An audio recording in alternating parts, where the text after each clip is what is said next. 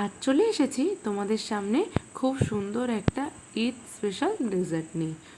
এই পাতলা সিমুইটা ছাড়া আমি না কোনো সিমুই ছোট থেকে খাই না। তো এই পাতলা সিমুইটা মাঝে মাঝে বছরে একবারই পাওয়া যায়, তো তখনই কিনে খাওয়া হয়। তো সেটাই একটা নতুনভাবেই বানালাম, তো সেটাই শেয়ার করছি কিভাবে বানালাম। ফার্স্টেই দেখতে পাচ্ছ আমি নিয়ে নিয়েছি কয়েকটা ড্রাই ফ্রুটস। সেখানে আছে পেস্তা, কাজু বাদাম, কিশমিশ, আমন্ড যেটা আমি একটু আগে থাকতে ভিজিয়ে রেখেছিলাম, একটু অল্প পরিমাণে আখরোট আর কয়েকটা খেজুর। ব্যাস, এখানে আমি খেজুরটা বাদে বাদ বাকি সব কিছুই ভালো করে একবার ব্লেন্ড করে নেব, যাতে ড্রাই ফ্রুটসগুলো একদমই গুঁড়ো না হয়ে যায়, কিন্তু একটু চপড হয়ে যায়। দেখতেই পাচ্ছ কত সুন্দরভাবে হয়ে গিয়েছে। আর নিয়ে নিয়েছি একটু মাখানা। তো আমি এটা একটু নিজে থেকে এক্সপেরিমেন্টের জন্য মাখানাটা ইউজ করছি। তো আর নিয়ে নিয়েছি এই সিমুইগুলো লম্বা লম্বা, সেটাকে ভালো করে হাত দিয়ে মেখে মেখে ছোট করে নেব। দেখতেই পাচ্ছ কত সুন্দরভাবে মিহি করে নিয়েছে। এটা খুবই পাতলা হয়, সবাই জানো। তো আমি একটা ফ্রাইং প্যান নিয়ে নিয়েছি, তাতে দিয়ে দিয়েছি 1 চামচ ঘি। ঘিটা ভালো মতো গরম হলে দিয়ে দেবো এই ড্রাই ফ্রুটসগুলো। এবার একদমই লো আঁচে ভালো করে ড্রাই ফ্রুটসগুলোকে ভাজতে হবে। একদমই খুব সুন্দরভাবে ভাজতে হবে, অনবরত নাড়তে হবে। তো আমার ড্রাই ফ্রুটস ভাজা একদমই রেডি। তো ওটাকে আমি তুলে সাইডে রেখে দেবো। এবার খুব সুন্দরভাবে ওই ফ্রাইং প্যানেই আবারও 1 চামচ ঘি দিয়ে দেব, আর দিয়ে দেব ওই সিমুইটা আমি আগে থাকতে ভেঙে রেখেছি। আর অবশ্যই গ্যাসের ফ্লেমটাকে একদমই লোতে রেখেছি, নয়তো সিমুইটা পুড়ে যেতে পারে। তো সিমুইটা একটু অল্প লাল লাল ভাজতে হবে।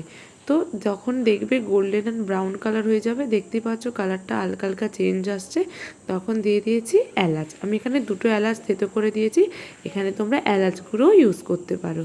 তো এবার খুব সুন্দরভাবে নাড়তে হবে, আর অনবরত নিয়ে যেতে হবে, নয়তো নিচে সিমুইটা পুড়ে যেতে পারে। আর দিয়ে দেবো চিনি আর একটু মিল্ক পাউডার। তো তোমরা এখানে চিনি গুঁড়োও দিতে পারো, আমি এখানে গোটা চিনি ইউজ করেছি। ব্যাস, এবার চিনি আর দুধটাকে খুব সুন্দরভাবে সিমুইটার সঙ্গে মাখিয়ে নিতে হবে নাড়তে নাড়তে। আর গ্যাসের ফ্লেমটা অবশ্যই লোতে রাখতে হবে। দেখতেই পাচ্ছ কালার একদমই চেঞ্জ হয়ে গেছে। এখানে আমি দিয়ে দিলাম 1/2 কাপের মতো জল, যাতে সিমুইটা খুব সুন্দরভাবে সেদ্ধ হয়ে যায়। এমনি সিমুইটা খুবই পাতলা, অল্প জলেও অল্প রান্নাতেই সেদ্ধ হয়ে যায়। তো দেখতেই পাচ্ছ একদমই রেডি হয়ে গিয়েছে। এবার একটি টিফিন বক্স নিয়ে নিয়েছি। তোমরা চাইলে চৌকো কোনো বক্সও নিতে পারো, আমার কাছে চৌকো বক্স ছিল না বলে আমি এই টিফিন বক্সটাই নিয়েছি। তাতে দিয়ে দিয়েছি একটু ঘিটা ভালো করে মাখিয়ে নিয়েছি। এবার একটা চামচের সাহায্যে ওই সিমুইটাকে ভালোভাবে দিয়েছি, আর একটুখানি আলতোভাবে প্রেস করতে থেকেছি, যাতে সিমুইটা খুব সুন্দরভাবে সমানভাবে সোজা রাখা হয়ে যায়। এবার এই সিমুইটাকে নিয়ে আমি দিয়ে দিয়েছি ফ্রিজে। আর অন্যদিকে একটু দুধ গরম করে রেখেছিলাম আগে থাকতে, তো দুধটা ঠান্ডা হয়ে যাওয়ার পর দিয়ে দিয়েছি দুধ আর খেজুর, সেটাকে আমি একটু ব্লেন্ড করে নিয়েছি। এবার আবারও সেই ফ্রাইং প্যানটাতে দিয়ে দিয়েছি আমি এখানে 500 গ্রাম দুধ। তো একটুখানি দুধ তুলেও রেখেছি, যাতে দিয়ে দিয়েছি একটু কাস্টার্ড পাউডার, আর সাথে দিয়েছি, আমি কাস্টার্ড পাউডারটা অবশ্যই বাড়িতেই বানিয়েছি। তো কিভাবে বানিয়েছি সেই ভিডিও তোমাদের সাথে খুব শীঘ্রই শেয়ার করব। আর তাতে দিয়ে দিয়েছি একটু আমুল দুধের গুঁড়ো, যেটা আমার একদমই ক্লিপসটা নেওয়া হয়নি, আর দিয়ে দিয়েছি একটু কর্নফ্লাওয়ার। ব্যাস, এবার ওটাকে সাইডে রেখে দিয়ে দিলাম সেই খেজুর আর দুধের পেস্টটা। তো এবার ভালো করে গ্যাসের ফ্লেমটাকে লো টু মিডিয়ামে রেখে দুধটাকে ফোটাতে হবে। এবার দুধটা ভালোভাবে ফুটে গেলেই দিয়ে দেব ওই মাখানাটা দিয়ে খুব সুন্দরভাবে একটু নাড়তে হবে, যাতে না দুধটা একদমই নিচে ধরে যায়। মাখানাটা আমি এখানে দিয়েছি যাতে দুধের গাঢ়তাটা খুব সুন্দরভাবে হয়। এবার দুধটা অনেকটাই কমে যাওয়ার পরে তাতে অ্যাড করে দিলাম ওই কাস্টার্ড পাউডার দেওয়া দুধটা। এবার খুব সুন্দরভাবে দুধটাকে কন্টিনিউয়াসলি নাড়তে হবে, নয়তো নিচের দিকে ধরে যাবে। তো নাড়তে নাড়তে দেখতেই পাবেন দুধের যে থিকনেসটা ওটা অনেকটাই কমে যাবে। আর এখানে আমি খেজুরটা ইউজ করেছি, যাতে এক্সট্রা করে আর কোনো চিনি দিতে হয় না। তো একদমই একটু রাবড়িটা ঠান্ডা হয়ে যেতে আমি ফ্রিজ থেকে ওই সিমুইটা বার করে এনেছি।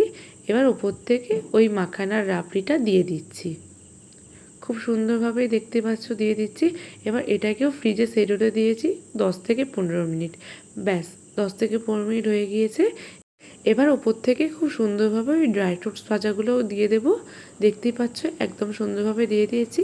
আবারও দিয়ে দিয়েছি ওই সিমুইটা, একদমই যত ঠান্ডা হচ্ছে ঝরঝরে হয়ে যাচ্ছে। তো এই ঝরঝরে সিমুইটা আমার বেশ খেতে লাগে। তো এবার ভালোভাবে স্প্যাচুলার সাহায্যে ওটাকে সেট হতে দেবো।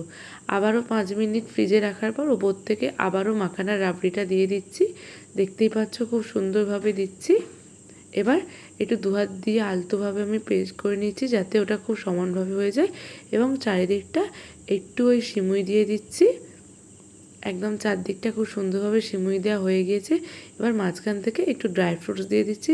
এখানে বেসিক্যালি ওপরটায় আমি ড্রাই ফ্রুটস হিসেবে ইউজ করেছি কাজু, পেস্তা আর কিশমিশ আর একটু আমন্ড। ব্যাস আমার এখানে সার্ভ হয়ে গিয়েছে একদম। আর ওপর থেকে দিয়ে দিয়েছি একটু কেশর।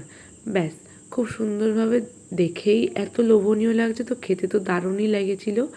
তো ব্রাইডাল মেকআপ একদমই কমপ্লিট। এবার মেকআপটাকে সেট হতে দিয়েছি ফ্রিজে আমি 8 থেকে 9 ঘন্টা। 8 থেকে 9 ঘন্টা হয়ে গিয়েছে। এবার দেখতেই পাচ্ছ কতটা সুন্দর হয়েছে, আর একদমই রাবড়িটা বসে গিয়েছে। এবার একটা ছুরির সাহায্যে আমি কেটে দেখিয়ে দিচ্ছি। দেখতেই পাচ্ছ কতটা সুন্দর লাগছে।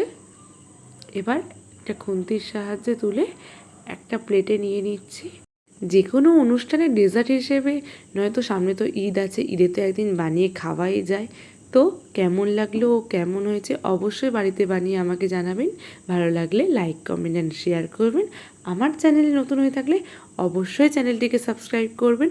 আর যারা এখনও করেনি তাড়াতাড়ি করুন সাবস্ক্রাইব। সবাই ভালো থাকবেন।